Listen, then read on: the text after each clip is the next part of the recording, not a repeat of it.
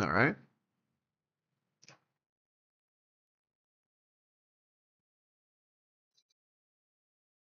Alright. We're here. I think. Alright. We're here. I think. Alright. We're here. I think. Alright. Jesus. Yeah, let me do something really quick. Oh, Lucy's live. Stop. Preden preskočiš. Kaj pa 2400 evrov plus 150 brezplačnih? What is this? What is this? Why? No. It's not what I wanted to do, but okay. Ja, prav si slišal. Registriraj se na Hellspin, zgrabi svoj bonus in začni zmagovati takoj. Alright. Alright. Dajno, preizkusi svojo srečo. Najdeš nas na spletu.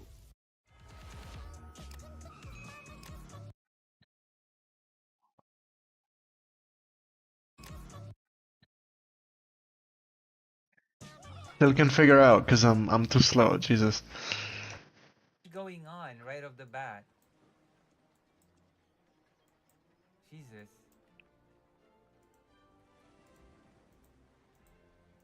Can I control this? No. Is this not mine? Can I control this? No. Is this not mine? Can I control this? No. Is this not mine? Can I control this? Oh, it is.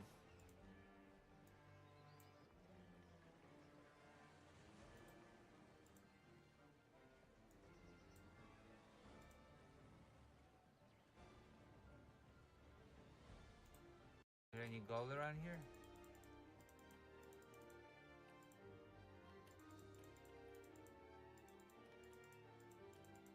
If I could find gold, that would be cool. Okay.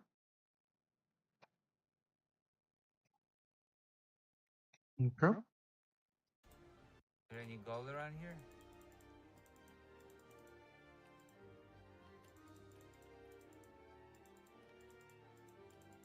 If I could find gold, that would be cool. Okay.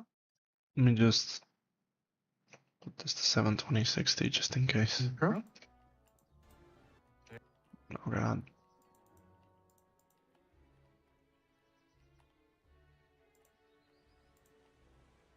It's 72060. Great connection. Okay. We'll see. We'll see. I hope it doesn't.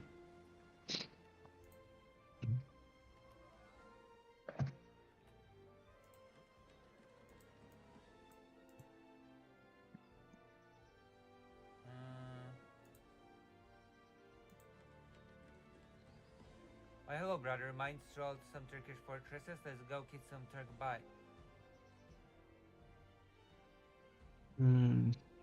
How the fuck do I?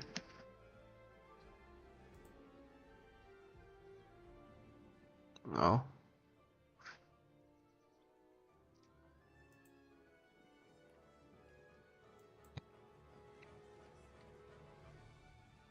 Close. In a public Don't let setting, the door hit like I you. am. Why is this No! here? The king forbade us. Holy I'm shit. doing something very ahistorical right now. Why is this here? Historic. Something very ahistorical right now. Why is this here? Historic.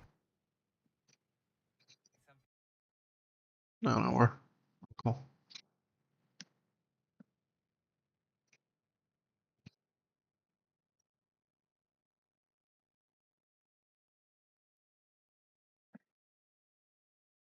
Live on YouTube. It's at 720p.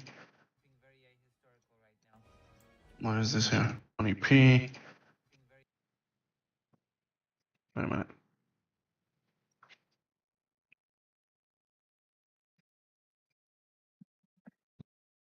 Yeah, I know it looks good. Live on YouTube. It's at 720p.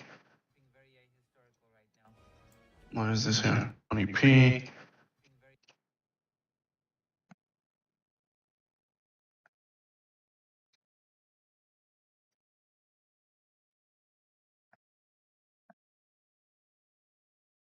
Okay. Whatever, man.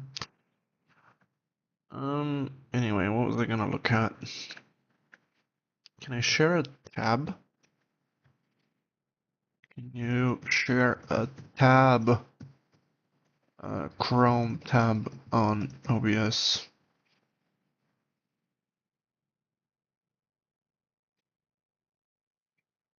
Mm.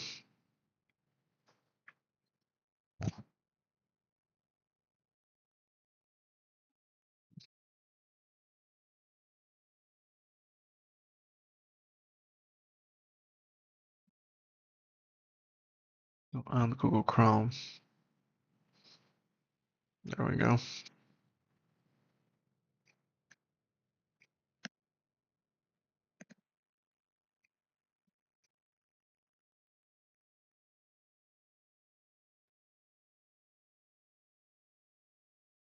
No, why is it at what? Oh my god. Or record it, go ahead and go to the sources section right down here within OBS Studio and hit the plus button.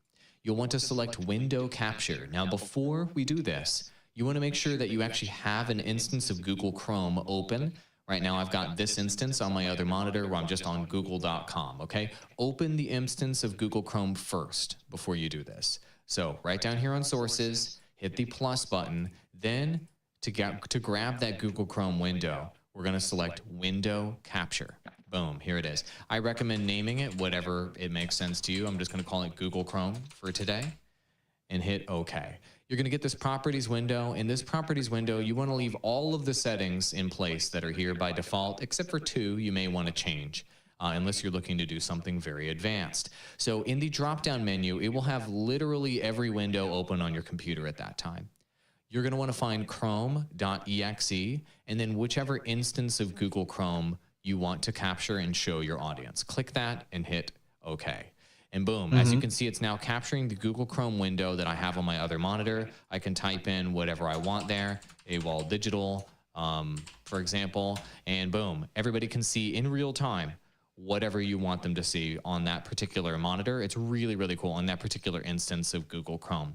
Now, one setting you should be aware of, you guys are probably looking to do demos, maybe even video playback, is capture cursor. You can turn that on or off. I recommend leaving it on for demos and off if you're looking to do things like video playback and things that need to look cleaner, or maybe you're looking to just show the news or a chart, all right? Then you hit OK.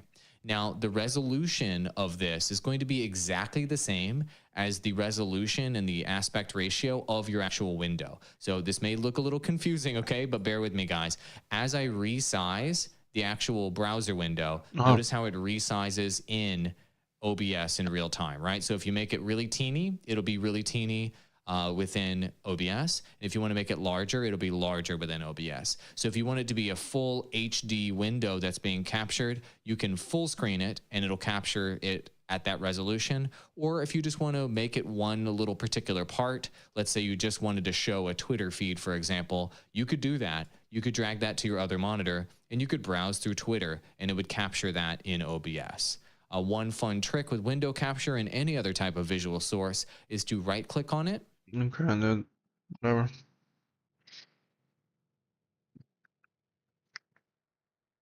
Oh, Sunday is also live. That's cool. 7 days 作りは作るの I don't know what they mean by most whatever. Most pause. I don't know what that means though. We'll see.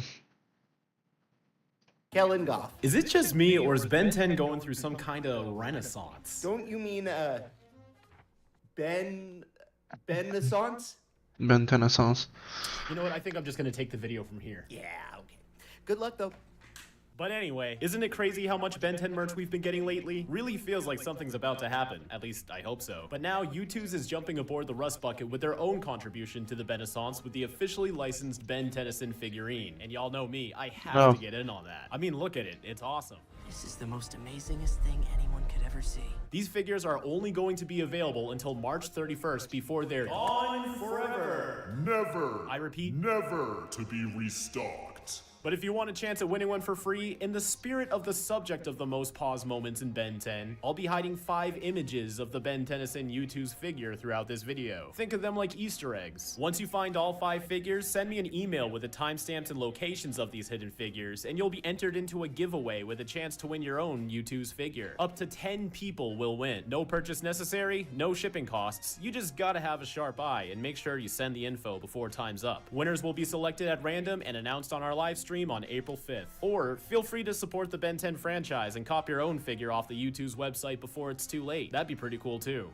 One of my favorite things to do on this channel is pick apart the series frame by frame, which I've been doing periodically in my Ben 10 breakdown series. This gives me a chance to analyze all of the best blink and you'll miss it frames in the Ben 10 franchise. We all know about the obvious ones, like Lodestar's hologram showing up at the end of Alien Force, but the ones that aren't as heavily focused on may take some rewinding for you to catch. Like in Mystery Incorporeal, when Ghost Freak gets electrocuted by Darkstar's attack, you can see Zascare's skeleton head inside. Even though Zascare and Ghost Freak have long been separated at this point, it's interesting to note that they still share the same biology. During the classic era, after Ghost Freak was removed from the Omnitrix, they replaced all of his images and animations in the theme song, except for the final shot when all of the aliens swirl into the Omnitrix. There, Ghost Freak is still a part of Ben's arsenal. My younger self used to think this was intentional as some sort of big foreshadowing plotline, but it's likely done just to save time and is barely noticeable in motion. Speaking of saving time with aliens, let's actually circle back to that point about Lodestar. At the end of War of the Worlds, it was strongly implied that Ben unlocked a whole new set of aliens for the next season. Man, I don't recognize any of these guys. Here we go again. But we ended up only getting 2 of them, Lodestar and Wrath. 3 if you want to include Nanomech, as he technically counts too. But perhaps in an effort to make it seem like Ben has even more than that, eagle-eyed fans noticed some mysterious hologram popping up inside the episode Vengeance of Vilgax Part 1. It's hard to make it out, but at the time the biggest contenders for who this was either Heat Blast or Ditto, as Ben has been using more legacy transformations in addition to his new ones at this point in the story. What can I say?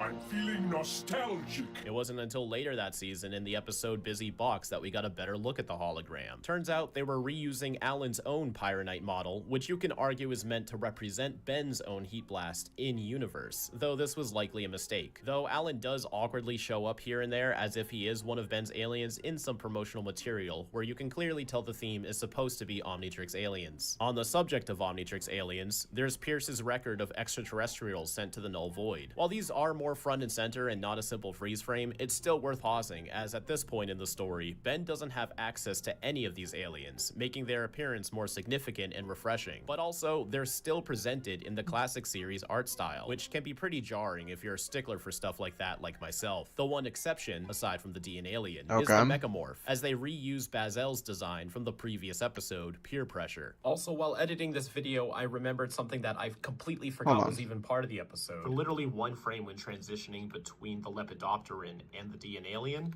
you can actually see Cannonbolt right there, as if they cut his little cameo. But if you look closely when Ben hands the display pad back to Helen, the Mechamorph changes into the classic series art style, a very interesting animation error. Now, if we're considering animation errors for pause moments, we may be tapping into a whole other beast, but there are still some interesting ones to highlight. A few notable favorites are, of course, Ben's backstripe appearing in Washington, BC, which is an error that persists all the way to Omniverse thanks to a model sheet error, and fan favorite alternative hero Ben 23 has a few as well, like the Omnitrix displaying the hologram disc in It's a Mad, Mad, Mad Ben World Part 1. This happens twice, and it goes by very quickly. And in Vreedlemania, Ben Prime's Kinoceleran form has the same color palette as Ben 23's form for multiple shots. But let's shift focus back to intentional freeze frame details, such as Ben and Rook's argument in the 2-part episode of Predators and Prey. Wait, I think I left my new plumber's badge in there. However, will I be able to get anything done without it? The duo stage their altercation in order to catch Kyber off guard for Rook to ambush him later. here. We witnessed your little tiff in Undertown, including the destruction of your plumber badge. Ravon and Friend couldn't track you here. As Rook pretends to throw out Ben's plumber badge and run it over. It's later revealed that Rook didn't throw Ben's plumber badge out the door, but a soda can as a misdirect. I saw you crush This empty carbonated beverage container? But if you go back and pause the scene, you can in fact see that it was a soda can. Sometimes in animation, they'll draw scenes one way to purposefully misdirect the audience too, only to draw things the correct way upon revelation. Those weren't violinists.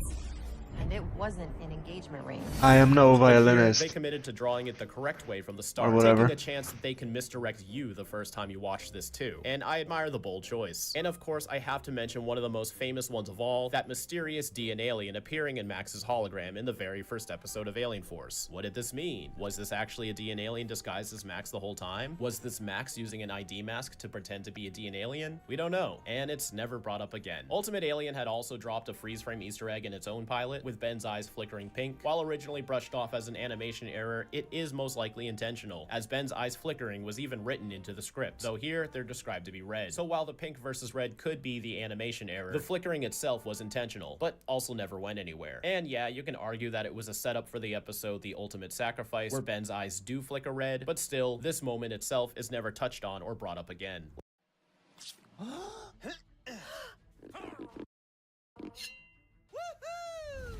Let's check out some pop culture Easter eggs, which are some of my favorite That was weird. stuff. In the Omniverse episode, An American Ben Wolf in London, the gang track the Forever Knights down to Howl's castle moving and storage? which references the Miyazaki film Howl's Moving Castle, featuring the fire demon, Calcifer. But if you look below, you can see a police public call box, aka the TARDIS from Doctor Who. Whovians get even more love later this episode during the graveyard fight, where a weeping angel can be seen in the background, one of the Doctor's most famous and dangerous enemies. Rewinding back to the second episode of Omniverse, some graffiti on the side gives a shout out to Regular Show, another popular Cartoon Network show at the time. But the grand champion of Ben 10 references has to go to the classic series episode Merry Christmas, where Konohamaru's entire team shows up as Elsgood's grandchildren, although you don't have to pause this one to see it. What may need some pausing is Reverend Dave Johnson's own cameo, who was the original character designer for Classic. I'm not just talking about the character from the episode Side Effects, but a caricature of himself that shows up on billboards in the opening of Washington, B.C., as well as the New York chase in the episode Kevin 11. Now, some of these famous moments need pausing not because they're only there for a few frames, but sometimes there's just so much going on you need to pause to look at everything. Like Vilgax's vision of his potential Omnitrix army in the classic season 1 finale, Secrets. You see every single one of Ben's Omnitrix alien forms in battle, and yes, even Grey Matter gets to throw some hands. But that's not the only feisty Galvan thirsting for the blood of his enemies. In the very next episode, Truth, as Max comes clean about his work as a plumber, you see yet another Galvan standing his ground against the plumbers. No suit, no weapon, just pure galvanic rage. More infamous crowd scenes are in the episode Special Delivery, where just about every non-story arc antagonist from all the previous shows are in attendance for Siphon's auction. Pausing the scene gives you a chance to see everybody, whether their attendance makes sense or not. Many characters make their Omniverse debut for the first time in this scene, sometimes entire seasons before they have any relevancy, showing just how prepared Omniverse was when designing their characters. Another great scene in the same vein is in the episode The Most Dangerous Game Show, where practically every female character in Ben 10 is temporarily transported into the game. Wow, that's like every girl I can think of. Like the villain auction, some of these cameos are more significant, such as Eunice, Elena, and Sunny, who have yet to appear in Omniverse up until this point. And to cap things off, I'd like to mention a moment I'm willing to bet everyone paused on, but it actually led to nothing. After the universe gets recreated in So Long and Thanks for All the Smoothies, the design for Mr. Smoothie completely changes, and now Ben is wearing his new signature white hoodie. This may have prompted you to pause the scene and look for any more changes, but you'll soon find disappointment, as there isn't anything else different in that scene. Still, kudos for making an honest effort. Did anyone else study this scene just to try to catch any more changes? Let me know in the comments down below. And if you found the location of all 5 hidden Ben Tennyson U2's figures, make sure to send the timestamps and descriptive locations to the email on screen. Though if you want to make sure you can cop one, act fast, as after March 31st, they are gone forever. And this coming April 5th, join myself and the Tank Gang as we celebrate 5YL's anniversary. We will be showcasing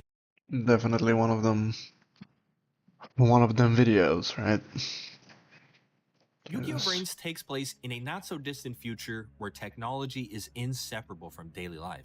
That includes duel monsters. Unsurprisingly, the card game remains immensely popular, but it has evolved to integrate seamlessly with cutting-edge artificial intelligence. Each duel disc now features an AI assistant, essentially a Siri for duel monsters. It helps explain card effects and offers basic gameplay tips. Enigma's While cool. not advanced enough to devise complex Friend of the strategies channel. or duel independently, this AI makes the game far more accessible without compromising its depth. Yet the real revolution lies in the rise of virtual reality. Most of the story unfolds in Link Vrains, an expansive VR network where duelists immerse themselves as digital avatars. This virtual battleground is more than just a venue for duels. It's a sprawling, neon-lit world that is fun for competition as well as exploration. And this new technological age has given birth to the phenomenon known as charisma duelists, entertainers who blend skillful gameplay with electrifying showmanship. These duelists are the I've never seen celebrities Reigns, of but Link that Vrains, sounds like captivating audiences with their distinct a avatars rehash and of dramatic performances. Dueltainment. Think of them as a fusion of professional duelists and social media influencers, drawing followers and fame through their ability to connect with the crowd as much as their that's card-playing different. prowess. I know that sounds a bit like entertainment duelists in Yu-Gi-Oh! Arc 5, but the concept was never explored all that deeply in Arc 5. Entertainment That duelists is are nothing different. more than people who duel in a way that's entertaining. Charisma duelists in Yu-Gi-Oh! Vrains focus less on Sure. flashy tricks during duels and more on cultivating an online persona. Go Onizuka, for example, the most popular charisma duelist in the world, modeled his duelist persona after a professional wrestler. His avatar is a towering, muscle-bound figure designed to project dominance and captivate his fans. But Go's persona isn't just about strength, it's about connecting with his audience. When he's not dueling, he spends a lot of time with underprivileged children. This is why his fans look up to him as not only someone who brings excitement to the dueling world, but as an inspiration and a role model. The strong attachment to their personas is what draws so many into their duels. Broadcast throughout all of Link Vrains, each duel is an event, a spectacle that keeps viewers on the edge of their seats. This emphasis on audience engagement gives the dueling culture of Vrains a distinctly modern, almost meta quality, resonating with our own era of digital fame. But beneath the vibrant surface of Link Vrains lies a darker narrative of corporate ambition, moral ambiguity, and the race to control the future. For years, a shadow war has quietly raged on between Sol Technologies, the powerful corporation that created Link Vrains, and the Knights of Hanoi, a mysterious group of hackers. This conflict centered around the pursuit of the Ignis, a group of sentient AI with potentially world-altering abilities, forms the backbone of Yu-Gi-Oh! Vrains and sets the stage for its deeper themes. Sol Technologies represents the unchecked ambition of corporate power, wielding its influence over Link Vrains to solidify its dominance in pursuit of profit at all costs. While their methods are typical of dystopian Sounds familiar, corporate does villains, it not? data manipulation, invasive surveillance, and Yes. ethically questionable experiments, they also reflect the darker consequences of technological advancement. The stakes are raised with the discovery of the Ignis, whose advanced capabilities are coveted by Sol Technologies. Viewing these AI as the key to future innovation and control, the corporation spares no expense in tracking them down. On the other side of the coin, we have the Knights of Hanoi, a faction operating outside of the law, but with motives that are far from black and white. Led by the mysterious Revolver, the Knights see the Ignis as a threat to humanity's survival. They believe that the rise of sentient AI will inevitably lead to human extinction, and they are determined to destroy the Ignis before that future becomes reality. Their extreme methods, hacking into systems and even using deadly force, raise questions about the cost of their cause. While their mission may seem noble on the surface, the lengths they're willing to go to achieve it paint them as dangerous and untrustworthy. This clash between Sol Technologies and the Knights of Hanoi presents a race between two factions, both morally compromised, to capture the Ignis. Caught in the crossfire of this shadow war is the series protagonist, Yusaku Fujiki. Unlike the two factions vying for control over the Ignis, Yusaku isn't driven by power or ideology. He's motivated by revenge. His entire involvement in this conflict stems from a traumatic event known as the Lost Incident, during which he was abducted and forced to endure experiments related to artificial intelligence. This past has left him scarred and deeply distrustful of pretty much everyone and everything. Yusaku doesn't initially seek out the Ignis, but when he does find one, the Dark Ignis named Ai, after discovering that the Knights of Hanoi are desperate to capture it themselves, he sees— Okay, wait. I'm actually a bit pissed. Give me a second. Can I... Okay, if I put it on stream main... Jesus. Why does OBS always do this? I hate it. Oh, alright. We're cool.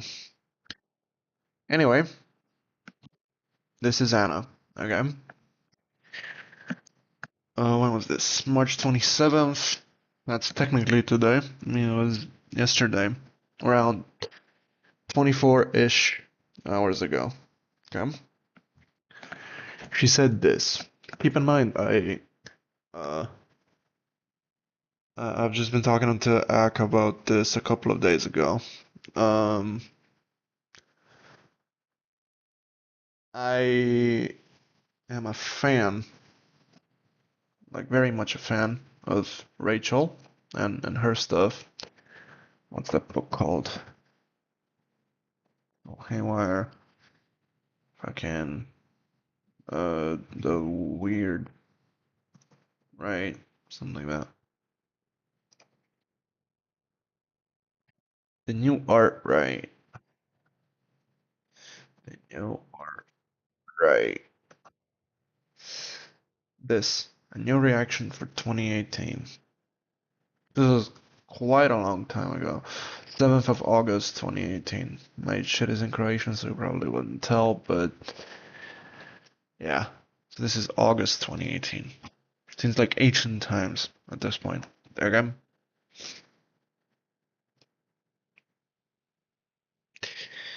The new art, right, by Rachel Haywire.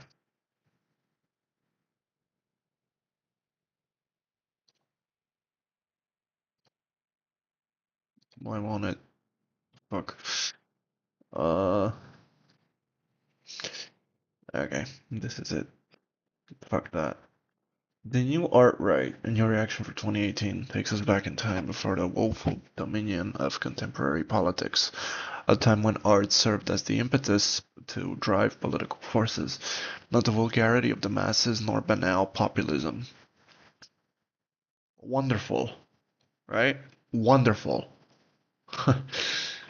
Precisely what the contemporary shift was calling for in 2018, right? It also points toward possible futures, such as transhumanism and higher forms of humanity. Wonderful. All of this. Amazing. Okay? The new art right is not just a second edition of the new reaction. It is a culmination of the final refillment of Haywire's thought. The new art right sets itself squarely against the vulgarity of modern America, a place where both the right and the left have devolved into a state of perpetual squabbles and a race to the bottom. Haywire's savages the bourgeois left, and the right with equal disdain, often in the form of satire and sardonic wit. Wonderful, amazing, right? So far, great. The new art, right, however, does not take us into the safe realms of art. Instead, it leads one on a dark journey through the underworld towards the enlightenment of dark Bohemia. Along the wayside, Haywire attacks both the intellectual inadequacies of the feminist left and the patriarchal right, leaving no safe spaces left behind. Great. Great, right? Haywire does not draw her philosophy from within the isolation of the ivory towers of academia. Her wisdom is one of the real world. Poorly worded, but okay. It is true still. And she takes inspiration from her vast experiences in music, art, and American counterculture. Rachel Haywire is also the author of Acidexia. This is great, right? Like, as a rework of her previous work and whatever the fuck else, right? This is a great. Like, I read this book twice at this point. It's great. Like, I love it. Love it. It's amazing. However, what happened to Rachel post-Trump election? Let me just find her really quick. Where is it? Where's the tweet? Wait a minute. Oh, I remember us talking about this. Yeah, this is it. Okay. This. Likes art, music, film, theater, philosophy, poetry, musicals, literature, writing, women, men, swimming, and tennis. Dislikes far-left BPD transsexuals, leaking my private conversations after I buy the mozzarella sticks at a diner. And I was like, okay, cool. Shit like this does happen. There are like a lot of dumb fuck trans people out there. Whatever, right? And keep in mind, this is just like but an instance where I mean, obviously I've talked to Rachel a lot in the past. We butted heads on Twitter a few times. We talked in a few the X Spaces thing, whatever the fuck that's called. We were even in talks of her coming on a couple of times. That never really happened because never really ended up happening because we are busy as shit, both me and her, especially then. It's like back in November or some shit, and it was really hard to make it work. But whatever, we both kind of expressed the desire to talk and kind of flesh these things out, right? Where I was going with this, right? Where was I going with this? Okay, so this is what she said, and then dumb fuck trannies, retarded trans people out there, right? This is kind of the sentiment that she portrays with this, and I get it. Ran into a couple of those, you know, through the years, and it's always annoying, right? And I was like, who the fuck would do you dirty like that? Because, like, if you buy someone mozzarella sticks at a diner or whatever, leaking someone's private convos, I don't know, it seems a bit of an overreaction. She responds saying this, not gonna give her under quotations, the attention. Nobody that won't threaten to kill themselves after they don't get what they want every few days. Nobody that will. Whatever. Bit of an overreaction as well. The misgendering wasn't really called for, honestly. I get it. Edginess is fine. All of that's great. But especially I'm pretty sure Rachel is in the US right now. She must know of, I mean, if not, she's definitely aware of all the anti-trans legislation in the United States right now, especially after, you know, post election. And this is like Trump's second term. He's like high on his own ass fumes or whatever. It's not really fun to be trans in America right now. Dumb fuck people, by the way, some of them absolutely whatever, right? Not disputing that in the slightest.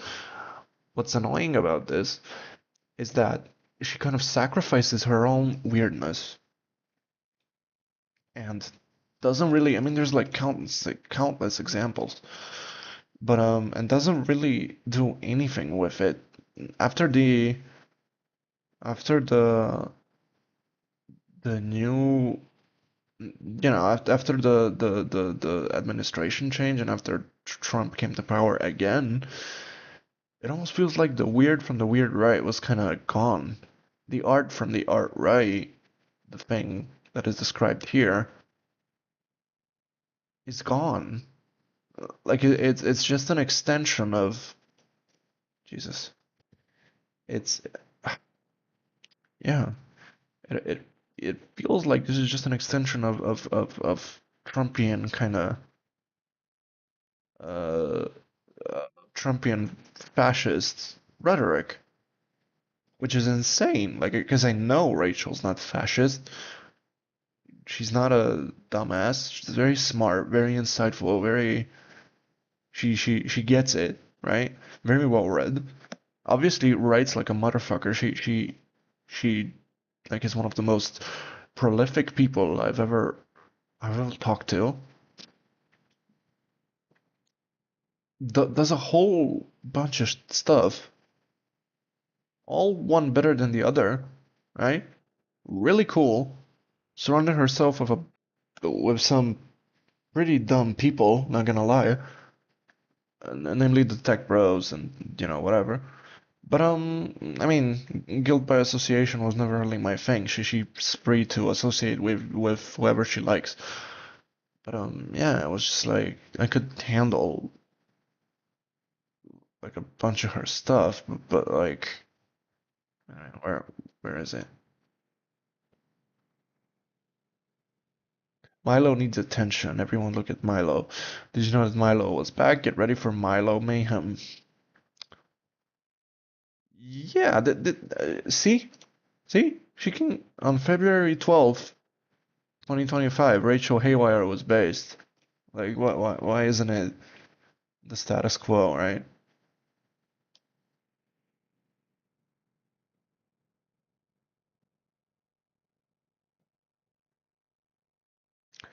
Shooting without coordinating in group chats, like watching the ghetto without a gun. Very few people are brave enough to do it, but those of us who do it are practically warlords. So we become scarier than everyone who is armed at the ghetto, in the ghetto.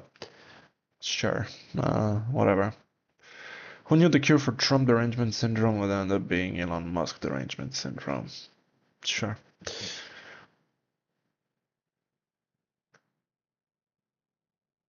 First position, capitalism. Second position, communism. Third position, fascism. Fourth position, Duginism. Fifth position, you're about to find out. Okay, cool.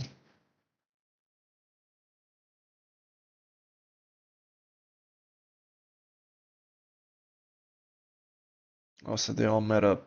Holy shit. The fifth position is rising. No collaborative Substack launching tomorrow. Huh? Okay. Sure. Didn't really see that, but whatever. Wait a minute. What was I gonna? Oh yeah. So this is kind of the thing, right? Post-election, Rachel became just like an establishment shill. Irrespective of her not having any sort of institutional power herself, she's part of that milieu, right? Or like the leftovers of that milieu, because a lot of those people are now just kind of in the institution that is the US government, right? She isn't. She's still very much outside of that, but ideologically really kind of she made this turn away from the weird. Right, that's kind of the idea. She abandoned the art for whatever this is, right? Happy President's Day to our nation. And it's just like this fucking, just like it's it's stupid. What she's doing is stupid, but very methodical, right? This isn't out of the blue. She knows what she's doing, right? Very much so. But whatever. This is Rachel now. Like nowhere near as smart, nowhere near as insightful, as witty, as whatever. She just kind of bitches about everyone. Like the most core kind of facets of women's struggle when it comes to like rape and shit like that. The bodily autonomy of women, that's very much still kind of like a part of her bravado. She's very much there, ideologically, right, in that camp, which is great. But irrespective of that, it's just gone. The weirdness is gone, right? Anyway, Anna wrote this. The paranoid leftists who think Peter Thiel has contaminated everything in New York City and made it scary fascist, and that Rachel is an evil actor, are trapped in an absolutely absurd, resentment-fueled, self-defeating mindset. But this is standard for the Frankfurt School left. This paragraph makes no fucking sense. Or like the first half of it, anyway. Right? Makes no fucking sense. This is, again, the paranoid leftists who think Peter Thiel has contaminated everything in New York City and made it scary fascist, and that all our culture is an evil actor, are trapped in an absolutely absurd resentment-fueled self-defeating mindset. Sure, but what you're ignoring conveniently in all of this is that she made a turn. Still, regardless, forgot about the weird in her shit.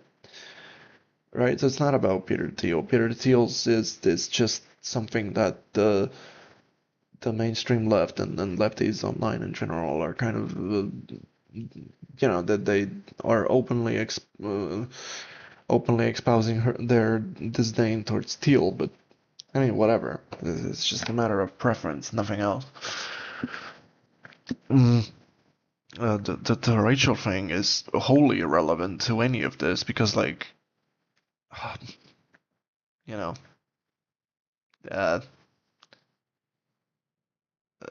the turn is completely ignored. But this is standard from the Frankfurt School left. The fuck is this sentence? This is standard for the Frankfurt School left. Where? Where is the Frankfurt School left? Where, Anna, where is it? Standard for the Frankfurt School left. Critical theory people are 99% scrubs who just try to tear others down with no positive platform because they're tortured by the evils of society but are beautiful souls who can't take responsibility for facing evil on its own level. What does this mean, Anna? Like you're supposed to be evil in order to combat evil? Well, whatever. Aside from the first sentence, it's like critical theory people are 99% scrubs who just try to tear others down with no positive platform. That much is true, right? That's facts, okay? Because they're tortured by the evils of society, sure. But are beautiful souls who can't take responsibility for facing up to evil on its own level. That's wholly stupid. Like, you're not supposed to play by the rules of evil. You're supposed to maintain a level of guidance for those around you. You're supposed to maintain your kind of moral framework. You're supposed to like do maintenance in this shit, right? You're supposed to like keep in touch with that. Otherwise, you're gonna end up like Rachel here. That's what's gonna happen if you do what Anna is saying, which then in turn perpetuates the quote-unquote critique even further, which is just dumb, right? You don't do anything with any of this, right? It's just you're just spouting meaningless babble at this point. This is the war I've been fighting since the Hegelian e-girls. It's about giving up the beautiful soul conceit. And this is what terrifies everyone, because that's what the foundation of contemporary liberalism is. What is this paragraph? Like, none of it makes sense. So, I've been prepared for this response from the start. It's not always easy to predict who will ultimately buckle under the pressure. You buckled under the pressure. You dipped when the pressure was going on. But most do. True. Most people want to be normal. They don't want to be in the line of fire. But I can't handle the hypocrisy where people call for radical change without taking any responsibility for actually doing anything truly serious and challenging themselves beyond impotent harm reduction and subconceptual witch hunts. This is the issue. Subconceptual witch hunts have nothing to do with hypocrisy. Wholly separate things. Where people call for radical change without taking any responsibility. True, but I mean, you did this yourself, just on the other end. Right, with all the Nikki stuff and all that. This issue goes all the way down to the roots of the question of social change, and it's also the logic of the Trotsky-Stalin split. No. No. Oh my god, no. My enemies are spiritual Trotskyites, resentful motherfuckers who actually are the most evil of all, but fundamentally won't be happy with anything because that's what they really want is exactly the infinite vengeance they self-defeatingly fight against. That's whatever. A bunch of babble. All I do is talk about this, and all I get is harassed for it. Don't be a... Do I need to bring up the shit you did to us again? Like, not even personally, like, She fucking... Wait a minute.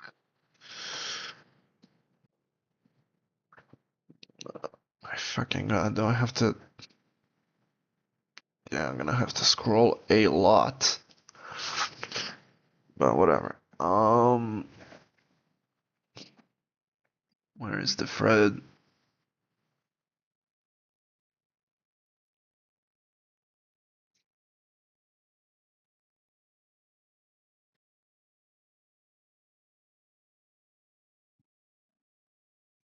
Yeah, there we go.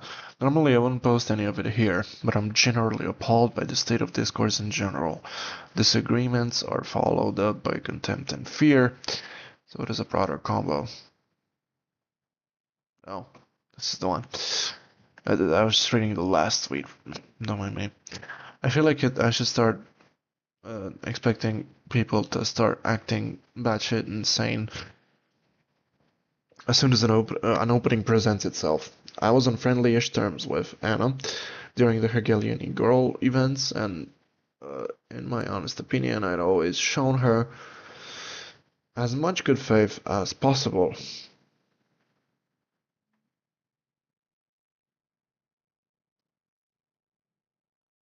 Wait a minute, can I see who retweeted this? View quotes. Reposts. Why is it not? Why can I? Oh, Jesus. Okay. Been someone who's out. Okay.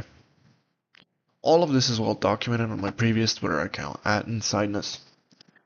Though I was never a Hegelian, nor did I ever present myself as such, I engage with the Hegelians and the material frequently. Living in Ljubljana, it's almost impossible to avoid Hegel, even if you tried. There was some initial friction upon first contact. Despite the disagreements, those I have with all Hegelians, I was quite fond of Anna's willingness to engage with the arguments instead of resorting to the usual lowbrow lingo. In terms of morals, that's what I was saying here.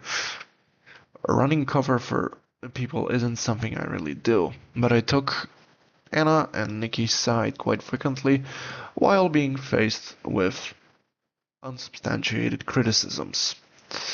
I'm very much not a fan of the pre-engagement criticism.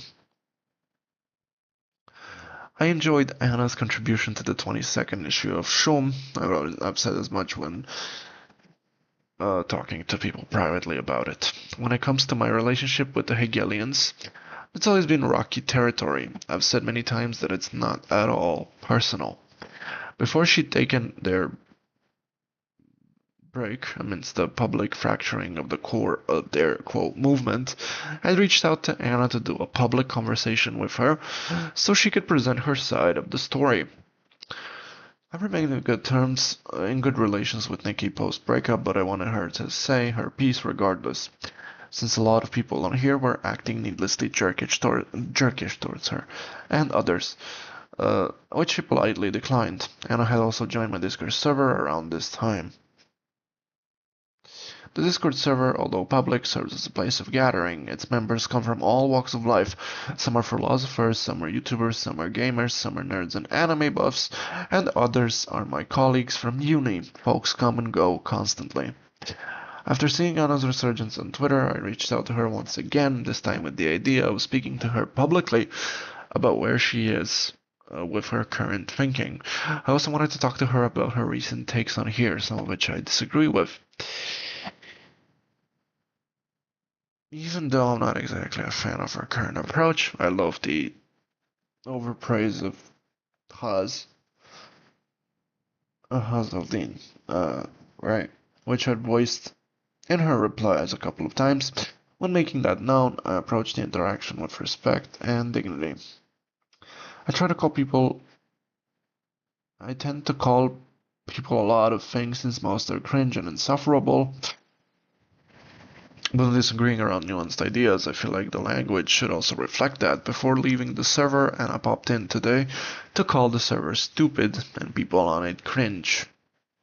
All of you are cringe and I'm gonna leave this stupid server. Read Hegel. Normally I wouldn't post any of it here, but I'm genuinely appalled by the state of discourse in general. Disagreements are followed up by contempt and fear. So it's a broader convo. On top of that, I hate seeing Ekphanumene and Tristan being on the receiving ends of that. Same goes for everyone else in our server. It's rules seek productive discourse. Long story short, fuck philosophy Twitter. It is a wretched hive of scum and villainy. Agreed. Okay, so that was kind of my idea, right? Which is why what she's saying here is kind of stupid, right? What kind of harassment? Where's the harassment? But this is also the message of Christianity, as far as I can see it. Edith Stein talks about it in Science of the Cross. Everything I said in Hegel Inigo Manifesto is also about this. I know who the enemies are, and I'm prepared. Alt culture will always have my sword, because she's a true servant of affirmative beauty in the midst of the resentment-driven hellscape that is woke culture. My enemies will never win because they really have no intention of winning. They are merely superficial terrorists. Well, okay, whatever, man. Who will inevitably burn themselves out. Meanwhile, I have a fully positive platform that none of them actually understand because they are bad faith ideolators terrified of contamination, i.e. the real fascists, and make no true effort to understand, but I will stop at nothing to achieve victory. Rachel didn't respond to this.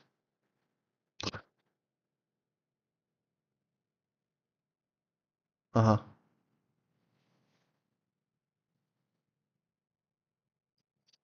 Right.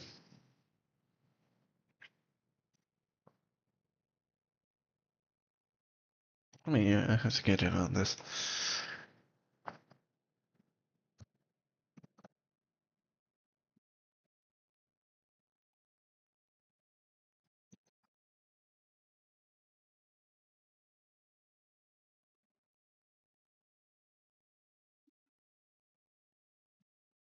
Alright.